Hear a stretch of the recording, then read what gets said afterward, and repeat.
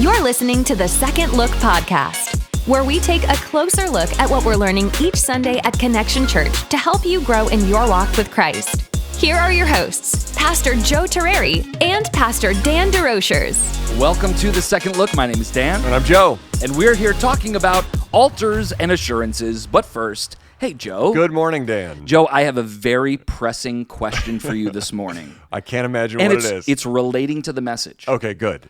Where are the Midianites now? Where are they now? They're dead, all of them. All of them? I think so. I don't know. I'm not a You were supposed to have researched this message thoroughly. I researched chapter 6. This week is chapter 7, and spoiler alert, they all died. It's going to be called Midianites, where are they now? Yeah. In the ground. They're dead. Yeah, so we don't know yet because we haven't gotten to that part of the story, but that's coming this week. This coming week, but this past week we talked about the lead up to the battle of Israel versus Midian. So if today was the battle, then we talked about Labor Day, basically, right? Like it was a long weekend before the battle. And did you have a nice Labor Day, Joe? You know, it was fine. I was so tired yesterday. I got home Sunday and I took a 2.5-hour nap. Whoa. I was so tired.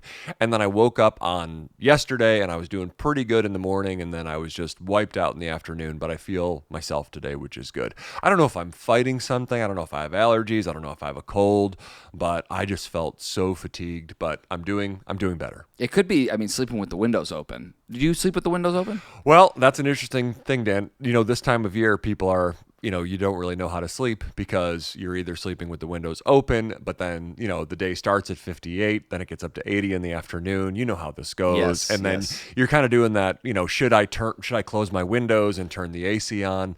And for us at our house, Dan, there's this very thin line between I'm comfortable and I'm raging that I'm so hot. And so my wife, she likes to keep the windows open as long as possible. And as soon as I start to feel just a little bit hot, I'm like, close them down, turn the AC on, let's move forward with the day. Do you find your rooms with the more windows just get unreasonably hot in those moments? Yeah. It's the greenhouse effect, and so anyway. Yes, greenhouse effect, greenhouse gases. Yeah. It's all. This is by far our third worst opening of the day. Well, we're talking about Gideon, and this week during the sermon, we did get kind of to the most famous part of the story, right? The laying out of the fleece, which is partially why we're talking about sleeping, because it was his bedding material. Right. But I think... I would not ask for my bed to be wet when I wake up. Oh, that's why I don't go camping. Camping's the worst. All right, we'll save that for another, that's a different another podcast. Opener. Well, our fourth opener of the day.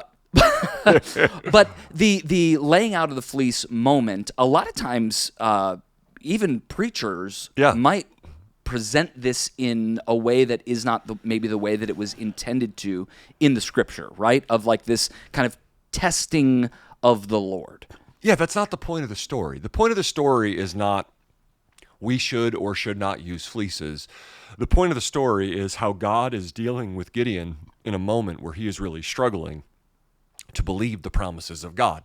And so one guiding principle when you're reading through the Old Testament is the hero of the story and the point of the story is always God. Mm-hmm. Like we always need to be looking at it not from a human perspective, but from God's perspective. And the Old Testament is always pointing to the glory of God and to the work of Jesus Christ. And it's not that we can't learn something from the characters in the story, but we need to guard against moralizing the Old Testament, kind of saying like, hey, you should be more like David, or you should be more like Gideon, or don't be like Gideon, or don't be like David. And the reality is what we actually see is in this story of Gideon laying out a fleece is just the incredible kindness of God. And I was just ministered by that truth this week, just in my own life, just how patient God is with us, how tender God is with us, how God literally tells Gideon twice, I'm going to be with you. I promise to deliver the Midianites. And Gideon's like, hey, God, I know you promised that, but I'm still not sure you're going to do what you said.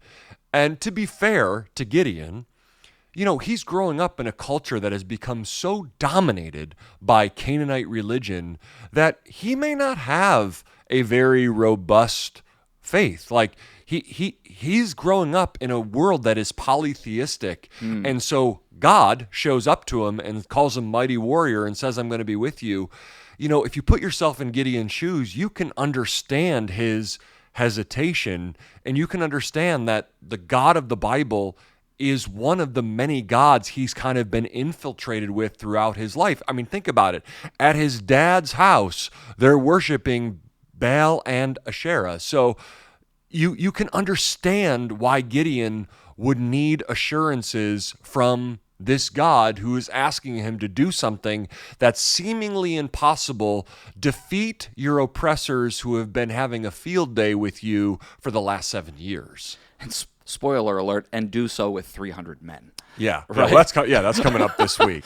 Yeah. But that's so interesting to think about that, because we're reading the scripture. Yes. And we have our worldview of what's happening here, and we know that we're reading this story of the God of scriptures, the creator of the universe, but that he wouldn't have necessarily had that kind of clarity in that moment is so interesting to think about. Well, don't think of Gideon as a church kid. Like, that's actually what we need to remember. Like, Gideon is not someone who's grown up in a Christian family, gone to church every week, heard the scriptures preached to him, had great parents who modeled what it looks like to follow Jesus, and then God shows up and says, I want to do this with your life. Gideon doesn't have context for that. And so they had 40 years of peace leading up to the oppression of the Midianites, and we don't know how old Gideon is in this story, but his life has been... Seems like a younger name, though. Yeah. Yeah, but his life, the hacker, his life has not been marked by just a world of righteousness, holiness, and Christian culture, so to speak. Yeah. So the other thing that we see here is this correction from idol worship. Yes. Right? The Asherah pole, serving Baal, and God asks Gideon to destroy these things in his father's home. Yeah, I don't know about you, but I think one of the hardest, places to talk about faith is with the people you're closest to and your own family. And so, because when we're, with our families, and I'm not talking about my immediate family, the people in my immediate family all know the Lord, like my parents and my sisters, so I'm not talking about them. But once you get outside of that, I have family who does know the Lord and then who doesn't know the Lord. And so, faith, it just gets a little sticky because it's we're all in the same family. We know each other really well. We share common blood. We, you've seen me grow up. So there's just something about God asking Gideon to go to war against his father's idols that I'm like, whoa, that must have been so hard. Just to think about having to confront your own dad about his idols. And if you're someone listening and you have parents who you've had to confront before or had a hard conversation with, and you're not a sociopath, you know how your heart races and how, those are difficult things when we have to address things in the family. Those can be very awkward and uncomfortable conversations. When my parents came to faith in Jesus, they went to my dad's parents. My mom's parents had both passed away. They went over to my grandparents' house and presented them with the gospel. Wow. And they were nervous to do so, I'm sure. And my grandparents listened, and they looked at my parents and said, if you ever come in here again with that, we will disown you. Oh, my goodness. I'm not sure they used those exact words, but that was essentially what they said. We never want to hear this from you again. Yes. And several years later, my parents felt, again, prompted by the Holy Spirit, that they needed to do that and face not only their fears, but also potential whatever that word is. Ostracization? That wasn't it either. Yeah. Anyway. From their family and basically being disowned. Yeah. But they knew that they really needed to do that. And so they did. They sat down with my grandparents and they presented them with the gospel. And my grandparents looked across the table from them and essentially said, okay, what do we need to do to sign up? Wow. Yeah. And they remained in the Catholic Church. They had been in the Catholic Church. And then after my grandmother passed away, my grandfather actually would go to Mass and then come with he ended up marrying a Baptist woman from South Carolina and sang in their choir and played the drums at their church and just had a beautiful relationship with the Lord. That's so great. And yet in that story, and this is what we kind of can see with Gideon and kind of appreciate, the courage of your parents to confront your dad's parents. Yeah. The courage it took for Gideon to confront his father's idols.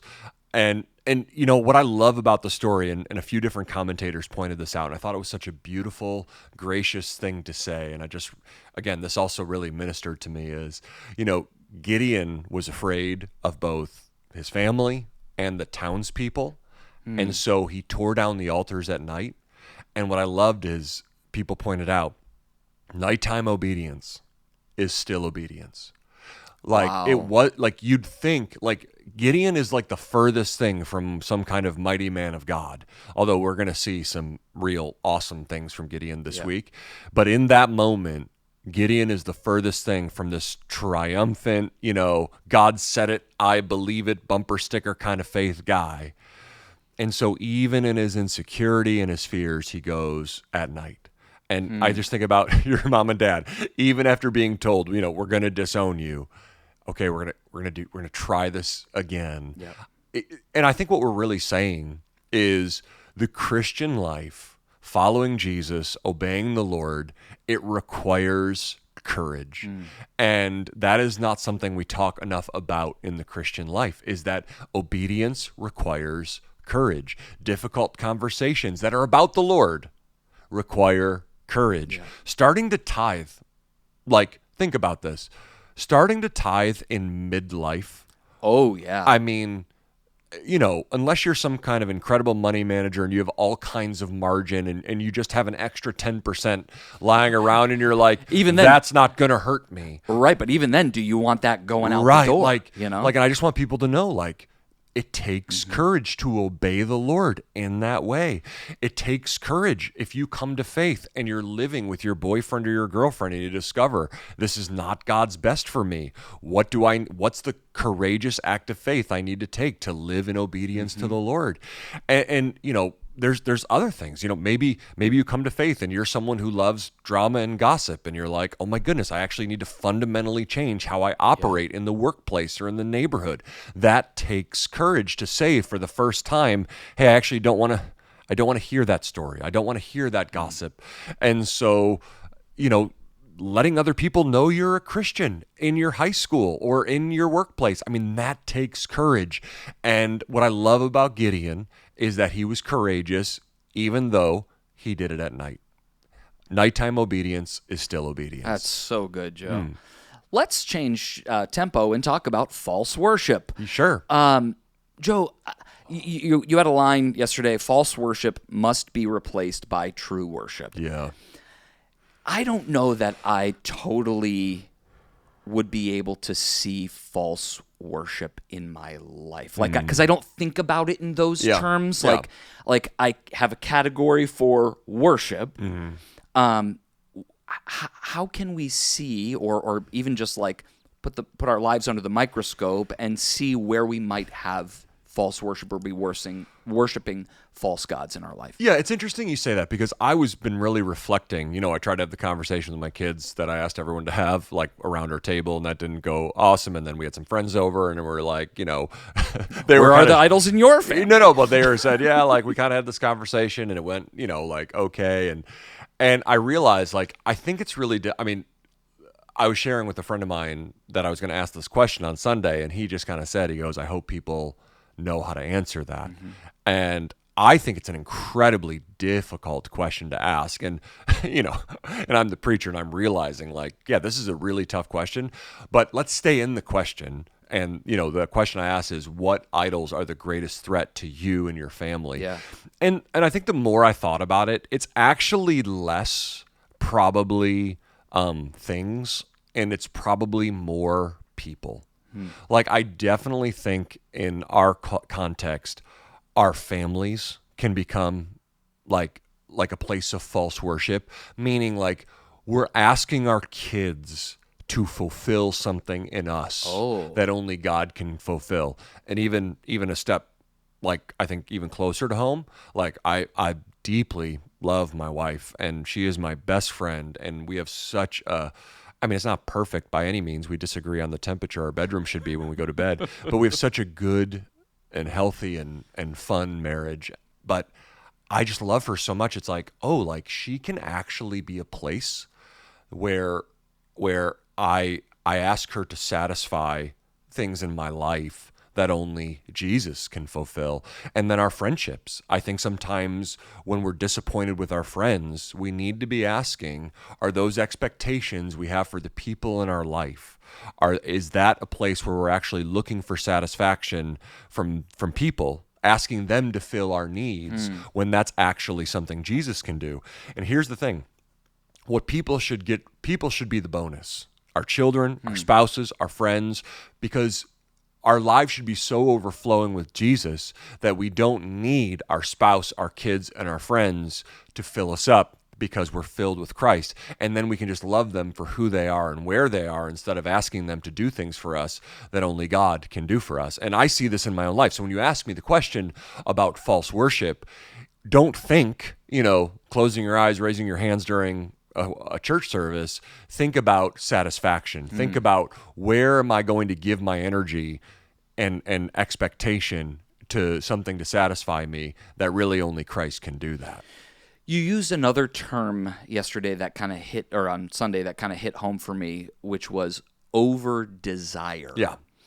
And you had a list of things, and it wasn't really until I got to like career, social media, sports teams, like thinking about that over desire and the amount of brain space that some of those things, and you did mention family and leisure and power and some of those kinds of things. And I just like wondered and kind of reflected, like, what are we teaching our children, to talk about family? What are we teaching our children by the way that we over desire certain things that aren't the Lord?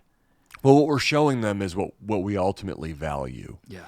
So your kids will pick up on if money is the most important thing to you. Your kids will pick up if your job is the most important thing to you, or your business, or or your phone. Like, and this is the thing, like in our lives, like I tend to think in two categories. There are ideals, and then there's values. Your ideals are things that you think are most important to you.